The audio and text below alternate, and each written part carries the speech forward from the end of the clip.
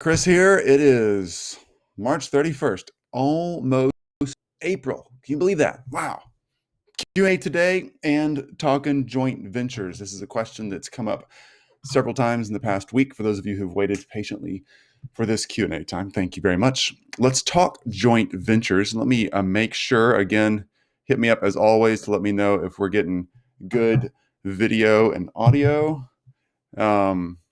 And let's talk joint ventures and knock out some Q&A. As always, you're welcome to hit Q&A anytime you want. Shooting me private messages is fine. Love it when it's down in the group, though. It makes it so much easier to make sure we get everybody's questions answered.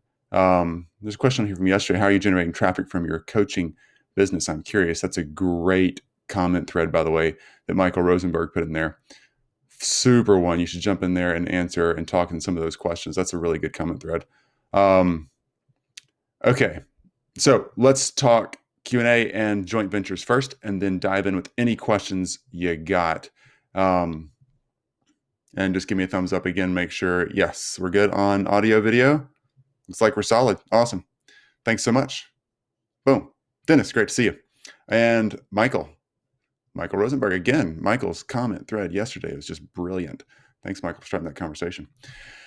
So joint ventures, here's the basic definition of what that looks like. Some people call it, let's kind of put white labeling in there too, okay? So the basic idea is anytime you're doing a job for a client or someone else is doing a job for their client and y'all work together. So the purest form of a joint venture is basically you and another creative agency owner or somebody else in your ecosystem putting together a product or a service that takes more than one set of expert thoughts or experiences behind it. So let's say you're a funnel builder, web designer type, and you need somebody who's amazing at videography to produce video content for the funnel you're building.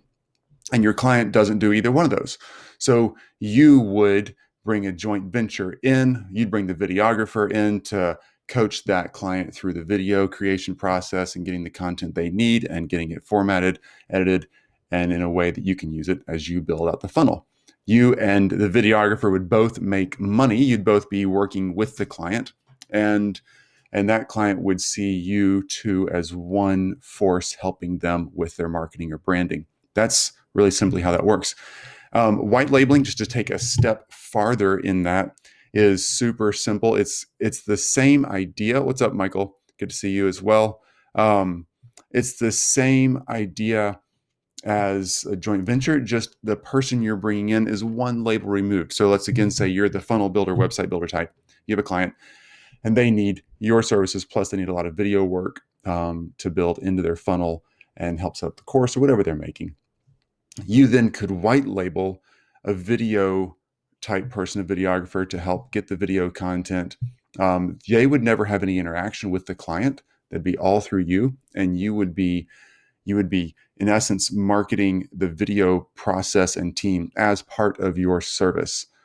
They would never actually meet the video team or the editors. They would just simply go directly through you. You would white label that videographer services, and you would upsell what you had to pay the videographer. Let's say you pay them $2,000 and you'd sell it for $4,000 or something like that. All right.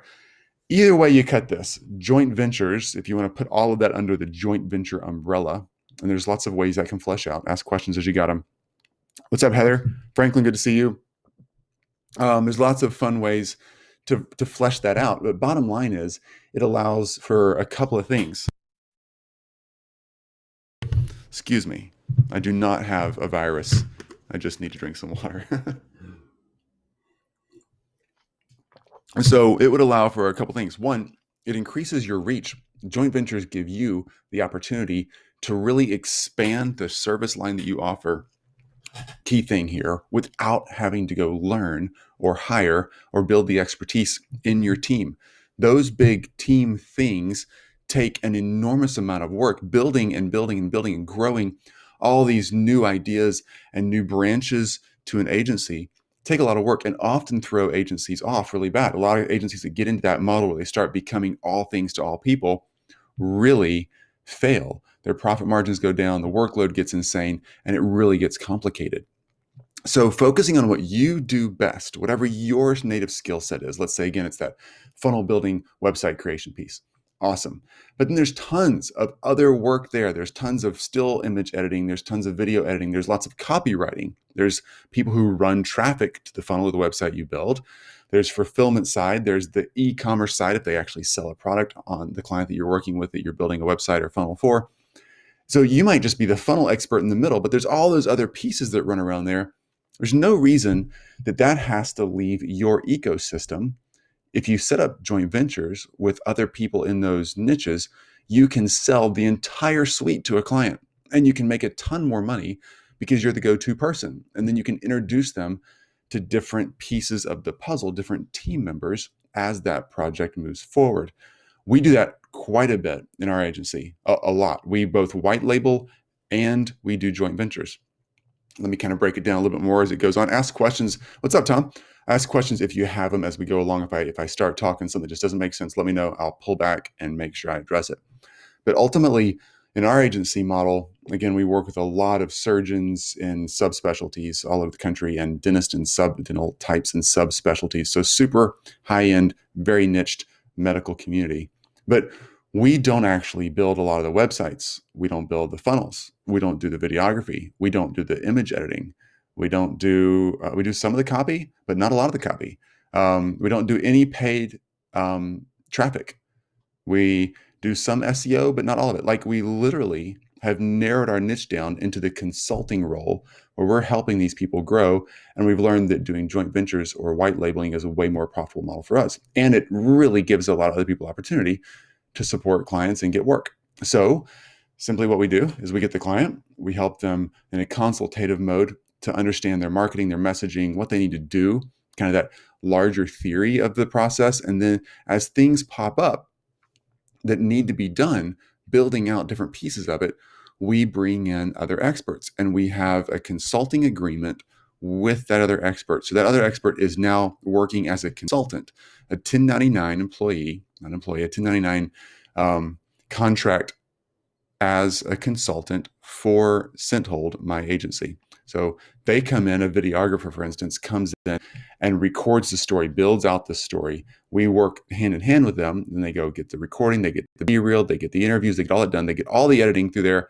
We kind of keep our hand in it and make sure it's going the direction we feel like it's supposed to. But ultimately, they're doing 99% of the work and they're making great money. And then we're selling that to our client as part of our overall service. So that's not white labeling because they actually meet and interact and work with the videographer and team. We just simply make that relationship happen and make sure it happens really well. It's a lot like a concierge at a nice hotel at whatever resort or location you want to travel to in the world. They're not the one taking you scuba diving or taking you on some fun zip lining excursion or taking you to the spa down the street. They don't own the spa. The hotel might own a spa, obviously, but often the hotel does not own the actual service that's going on. They're just making the connection. They're taking you there in the hotel vehicle and they're making sure you get picked up, dropped off, making sure all the payments handled. They make sure everything's done for you. That's what we do for our clients. And we do that via joint ventures. Those are joint ventures at hotels. Easy explanation of that. A white labeling is very similar. It just takes it one more layer deeper so the client doesn't really even know that they're not on your team. So in some, let's just use a resort example for a second. In some resorts, you go talk to the concierge and you say, hey, I want to go zip lining or I want to go jet skiing. Let's say jet skiing. And this resort may be right on the beach. And they simply say, no problem. Let's head out there and we'll add it to your tab and let's find you a jet ski. And boom, you're on the beach and you're jet skiing. Now, the hotel, most of the time, doesn't own the jet skis. They don't own the scuba equipment. They don't actually carry the insurance and the staff and the boats and all the stuff that goes on with that thing. They just simply walk you out, put you on a jet ski or help you with a scuba instructor and get you started. And it looks like it's all under the umbrella of the hotel, but it's not. That's more of a white label service. They've actually contracted with another group to come in and act as hotel staff without being hotel staff to execute that adventure for you. That's a lot like white labeling from an agency standpoint. It would be where your clients actually never talk to the videographer will say in this example, you're building out the funnel, you need video help or copy help. They might interact with them, but if they do, they feel like and think that that videographer or copywriter is actually working on your team. They're part of your agency. That's a pure white label. Either way, it's a joint venture. You've figured out a way to grow and scale your agency's reach and what you can offer to your super well-defined niche. And I love a good well-defined niche. If you don't have one, that's completely a choice. Some people love them, some people don't. I love them. You can still zero in on your niche and actually do amazing work. But as they need new services that expand their reach to their market, you can bring those people in and actually get a lot done. You can mark up the profit margins if you'd like to, particularly in a white labeling setting. In a joint venture setting, both owners, both creative types, typically keep more of the profit for themselves, and they just make introductions for each other, and they make introductions back and forth. So if you build good, what's up, Andrea, great to see you. Franklin, awesome to see you again. Just making sure that both, if it's in a true joint venture and it's not white labeled, again, so white labeled, you're actually paying the owner that you have, the other agency or other creative, less than what you're making from your client. So you work out a deal with the other creative, the videographer, whoever, and then you're upselling it to your client. In a joint venture, typically those fees are a little more transparent, and you're making the arrangements and the connections happen, but ultimately the money that's going to videography goes 100% to the videographer. But here's the beauty of this. Just take it one step farther. The real beauty of this is that you get to be in the middle of all these connections, making all kind of connections for you, your clients, and other creative agency owners. Also, if you're really smart with your joint ventures and you're really tactical about how you bring those relationships in, you're going to create opportunity for you, because if you bring a videographer in and start feeding that person business, and it's a videographer who also knows how to get their own business, but they need a funnel builder, to keep using the same example, they're going to start sending you business for the funnel side and not discounting your prices, but letting you get full reign, full shot at real deal good funnel work that's highly profitable for you.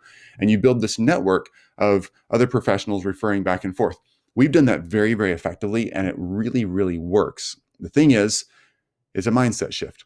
If you're somebody who thinks, I don't want to let anybody else, any other foxes into the hen house, so to speak, I don't want to let anybody else into my ecosystem, because what if that videographer starts doing funnels and take my business?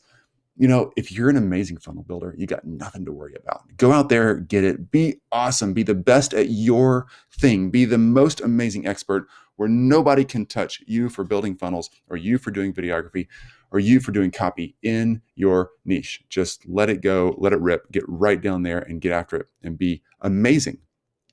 And then the threat's eliminated. And if you still do feel threatened, then don't do joint ventures with people you think are going to try to scam you and yank your clients out from under you. You can also do some simple contract placement between you and the other joint ventures that just say, hey, when I bring an introduction to you, you can't steal it. Just write it down, right? Have a little agreement with them. Hey, we share business, but anytime we share business back and forth, those relationships are not to be stolen. You do the one thing you were called to do. If they ask you for more services in the area that I do, you just simply say, hey, that's great. You need to lean into Chris for funnels, or you need to lean into Chris for videography, or whatever the case may be.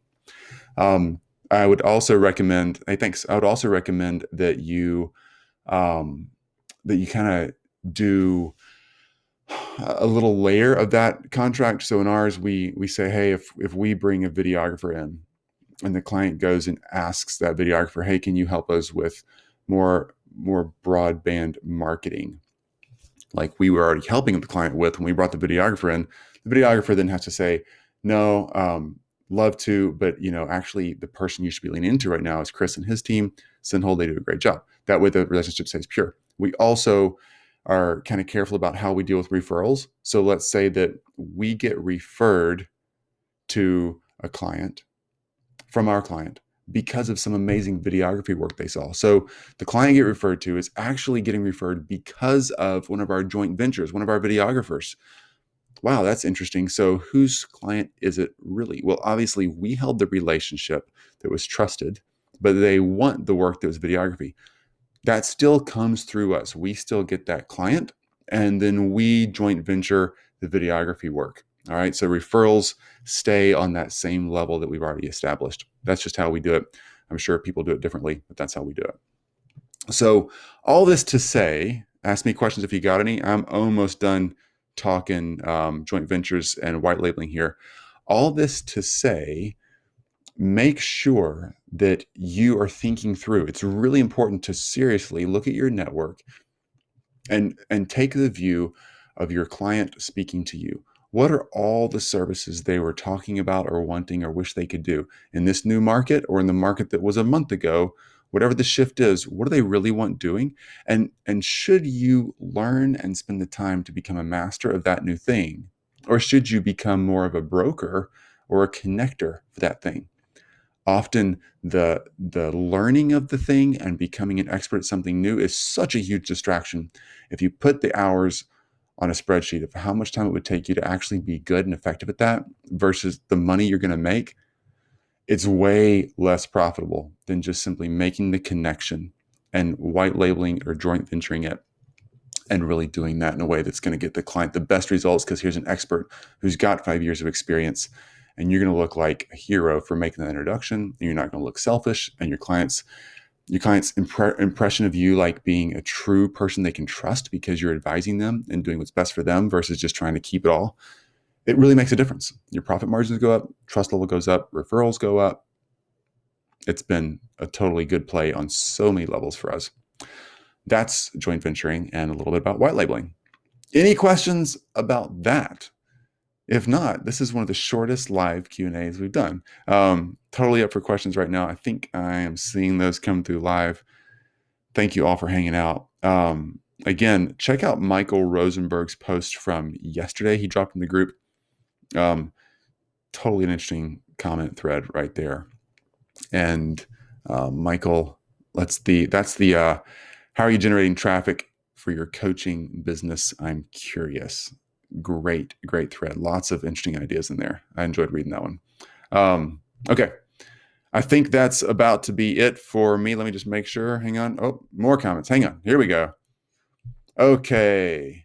Brenda, great to see you. Heather, yes. Heather, totally. Let other people work in their strengths while you work on yours. Yes, Heather, crushing that. Love that. Absolutely love that. Love your profile picture too, by the way. That's really fun. Franklin, question.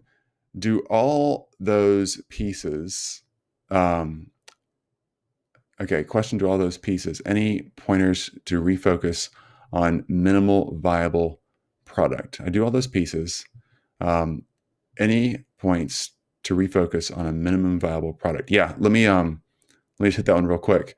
The minimum viable product, and Franklin, correct me if I'm wrong, just scrolling down to make sure you didn't clarify that. Okay, good.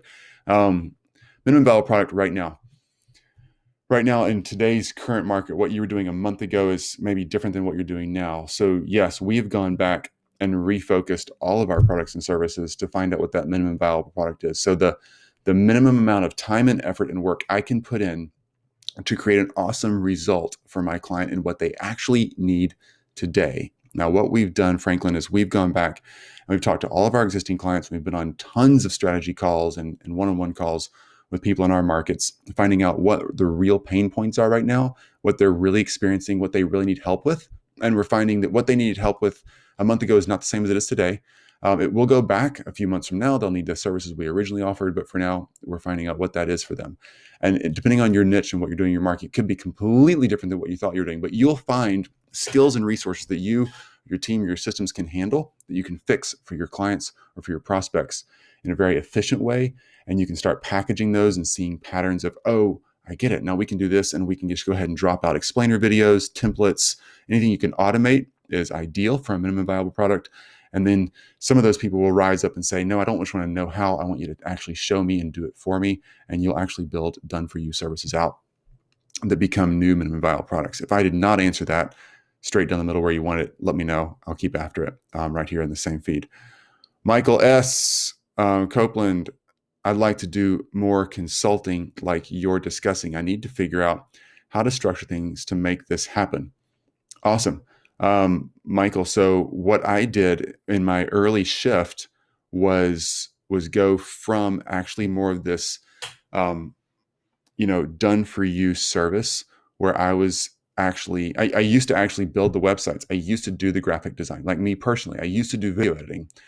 I used to create logos. I've done so much of that. In fact, I still, honestly, I miss that. I love that creative. I love building art. I do. I just really do. But I learned that the consulting role was more profitable and actually allowed me to still be creative and scratch that itch, so to speak, as a creative entrepreneur, but to touch more people's lives with it. So I could consult at a higher level. I could increase the profit margins for the minute, like the amount per minute I make. And what I do is literally I would take a deal and say, I just charged $1,500 to do a logo creation and basic branding outline for somebody 10 years ago, whatever. And how many hours did it take me? How many minutes did it take me? Divide it all out and figure out how much I made per minute. I learned I made a lot more per minute for doing consultative work and really making that shift and letting clients know when they would call and say, hey, I saw you did some branding for so-and-so, or you did a website for so-and-so. Loved it. Can you help me with that? Absolutely. I didn't tell the client that I was making the shift. I just let them know, absolutely. I took them through the same discovery process, figured out what they needed, increased my rates. I would increase my rates 20% every client I talked to. Every new prospect, 20% more than the last one, 20% more than the last one, 20% more than the last one. It gave me profit margins to be able to hire people, outsource, white label, joint venture, or bring on VAs of my own. And it also allowed me to increase those profit margins over and over. And I found the upper levels of every market that I was working in. And it helped me identify which market I should pursue more or less based on profitability and the enjoyment I experienced when working in that market. That's how I made the initial shift, just simply making the shift and charging a little more so I could start outsourcing or coaching others to do the actual execution so I could go out and get the next client. Hope that helps, Michael. If I didn't all the way, ask me the question in this feed, and I'll get to it as I scroll down here. And Dennis, in our earliest going, I brought in a guy with the idea that he'd build a website for a client while I do the video work. I found out after a brief time that he was offering to do the video for her as a site build. Yeah, for real. Dennis, I've had that happen a couple times. And man, it's frustrating when you bring somebody in and offer an opportunity and they want to steal the opportunity out from underneath you. That's a short-sighted view on their side. I really hate that for people because they really don't realize they're biting the hand that feeds them, so to speak. But it's really, really important to just keep going through that process and find the right people. It's just the way it works. Not everybody's a fit, and some people aren't the best people on your team, and you move on, replace it. I promise you the right person is there. Michael Rosenberg, are you talking on referrals or a lead agency? Are you talking on referrals or a lead agency? I'm becoming more of a broker. I'm becoming an expert at connection and connecting people together. Yes. So right now, Michael, I generate a lot of referrals, as you know, from being in the Mastermind. I generate a lot of referrals for Scenthold, my creative agency. We work with high-end medical folks. And I work in that role as a consultative broker. Our clients don't see it that way, but that's truly what we are. My team and I outsource almost everything, like literally almost everything. We consult and we handhold. We are the concierge at a 5-star resort. You step out of your room and we say, Mr. Rosenberg, how can we help you today? I'd like to go scuba diving. We say, not a problem. We would love for you to experience that. If you can give us 5 minutes, we'll tap on your door and we'll take you right down to the scuba shop. And everything will be set up for you, and they'll already have all the documents ready for you, and your payment's taken care of, and everything's done, and you're gonna have a wonderful day. And tell me, did you want pastrami on that sandwich or did you want the vegan option? Like, we just take care of all of it for them. So we handle the consultative approach and we set up all the relationships and we generate an enormous amount of referrals to new opportunities so we can keep doing that. Great question, Michael. Dennis, you answered my question. Thanks, you bet. Sergey, great to see you. Brennan, awesome. Great to see you, bud. Zach, great to see you. Michael, awesome. Let me just make sure that I actually have all the questions answered. You folks are just fantastic. Freaking love doing this. Jumping in here. Oh, there's some more. Look at this. Okay. Let's see. Let me go back up to where I was. Okay. Dennis, after the last few days with you, I spent a few hours last night booking calls today with a client who've gone quite lately, and they've all been pretty receptive too. Fantastic, Dennis. Like, boom, fist bump on that one. Dude, that's crushing it right there. Activity, right? I mean, activity breeds results. It so does. I'm so glad you're in this group, Dennis. It's super fun having you hang out here. Franklin, let's get some clarity here. Okay, that's actually great info. Thanks. I was kind of going in that direction, so it's great affirmation. I'm mostly in real estate, and mortgages seem to be so different across the board depending on the state. But I guess I can show them how to do virtual showings and do everything paperless. Heck yeah, Franklin. So in my mastermind group, that came up yesterday, and there's an amazing opportunity right now in the real estate thing because nobody wants to go to home showings, right? Real estate agents can't get people in homes. Everybody wants to wear a mask. And if you own a home, do you really want 20 random people walking through your house on a Sunday if you're still living there? So the virtual tour thing, if you can teach real estate agents how to take this whole sales process virtually, that's really, really cool. All right. Really, really cool. We're seeing people learning how to do virtual walkthroughs in their phone, pre-recorded, they can put on their websites. We're also seeing real estate agents like literally taking a home showing instead of, okay, at 2:00, I'll meet you at the home. It'll be at 2:00. I'm going to drop up in a Zoom call and I'm going to walk through the entire home with my phone and we're going to talk through it. You want to see in the closets? I'll open the closets. Like, it's just a live virtual tour. And there's so much they can do there, booking appointments virtually, setting up the digital aspect. And there's so much you can teach them there. So yes, Franklin, love that. Michael Rosenberg for my post with that thread. Sorry, Michael. If I missed something there, let me know. Brenda, do you think Fiverr is a good source of outsourcing? There's going to be a little bit of discussion when I say yes to this, because I do. And I know some people really don't love the whole Fiverr thing. Sorry, I'm looking at my phone so I can keep getting comments here refreshed. But yeah, I love Fiverr. Actually, I love Fiverr. We found some amazing talent on Fiverr, and we get stuff done on Fiverr, I'd say once or twice a week. We have a couple of big creative digital agency production houses that we lean in on for big projects. But if it's little one-off deals, Fiverr is great. And it depends on what you want. So you kind of have to find your people. Like, we found some really great logo creators on Fiverr that aren't the cheapest ones out there, and they have really high ratings. And we send them a lot of business. But there's some that are super duper cheap, and you're going to have to kind of work with them. Like if you're doing product sets, like box sets for a funnel, where you want the course to be like looking at a box set, Fiverr is an amazing location for that. If you're wanting really high-end video editing and storytelling, we've struggled to find that on Fiverr. That's not saying it's not there. It's just kind of the more technical or the more white glove approach you want, the less we find that on Fiverr. We find that more when we go to one-on-one referrals and ask somebody, hey, who does this amazing kind of work? Who's an amazing copywriter? Who's an amazing videography storyteller? That's a better relationship thing. Fiverr is more for those one-off small deals. That's been our experience, but we still love Fiverr. Okay.